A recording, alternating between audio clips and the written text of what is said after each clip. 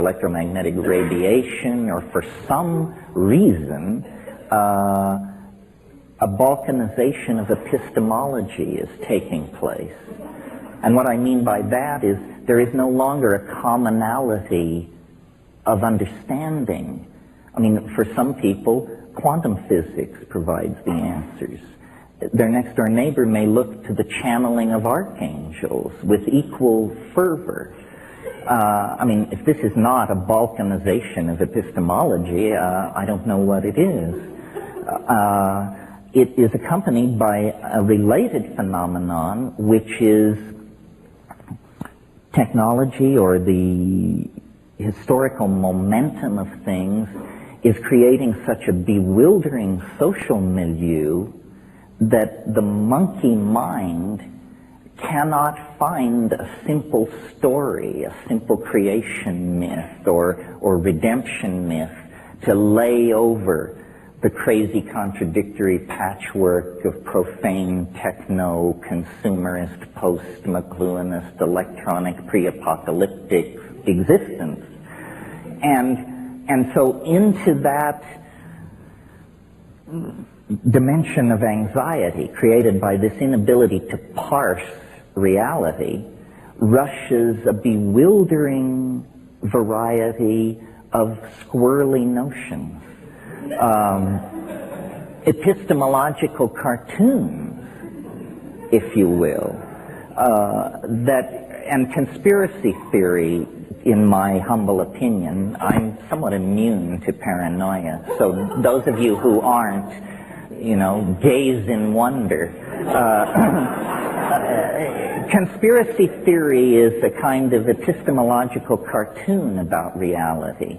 I mean, isn't it so simple to believe that things are run by the Greys and that all we have to do is trade sufficient fetal tissue to them and we can solve our technological problems?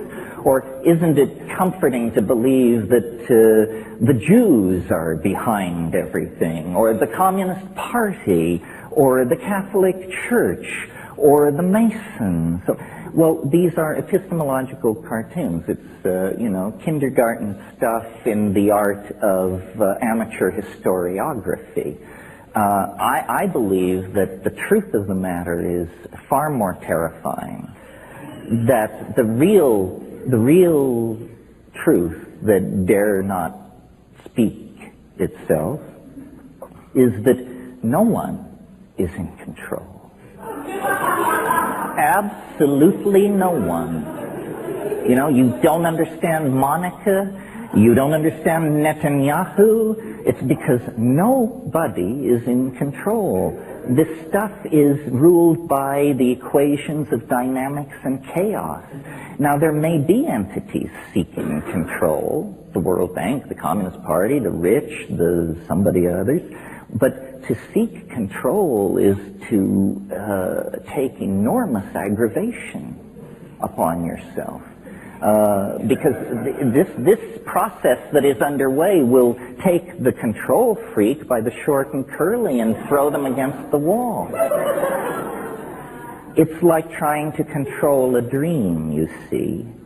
The global destiny of the species is somehow unfolding with the logic of a dream. Well, now a Jungian would say, no surprise here, history is the collective dream of humanity. It is run by archetypal energies. It is downloaded by the zeitgeist into the various milieus and epochs of which it is composed. This seems reasonable to me. I don't want to give you the impression it's too linear to understand that what I am saying is that awake is good, asleep is bad. What I would rather do is explain this whole gradient of possible positioning vis-a-vis your life and your destiny, these choices that you have, and then have people understand that they choose. You choose to be asleep, or partially asleep, or fully awake, or to be one part of the time and in some situations and one part of the time and in other. situations. Now, if in fact we exist inside some kind of morphogenetic field that is created by the sum total of human minds on the planet, and if in fact in half or more of those minds at any given moment the rules of the dream hold sway, then it is no surprise that when we make our way into society, or just when we live our lives, there's an eeriness to it. There's a fatedness to it. There's a plottedness to it. We are inside some kind of engine of narrative, I believe. Some science fiction writers, such as Greg Egan and others, have suggested that this could even be a form of recorded medium. You can see the thumbprints of editors on our reality if you are truly paying attention. I mean, if you're a devotee of the theory of stochastic and random unfolding of events, then you have to look very carefully at how unrandom and how mythical and archetypal most people's lives are.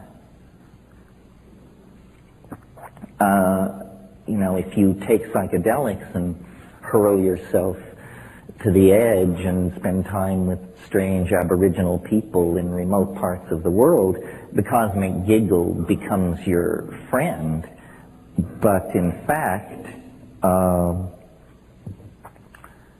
ordinary people's lives, everyone's lives, are touched by deep magic.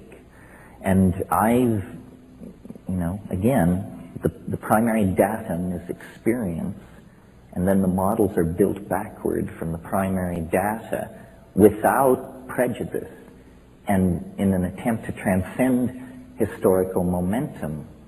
And when I do that, what I see is that the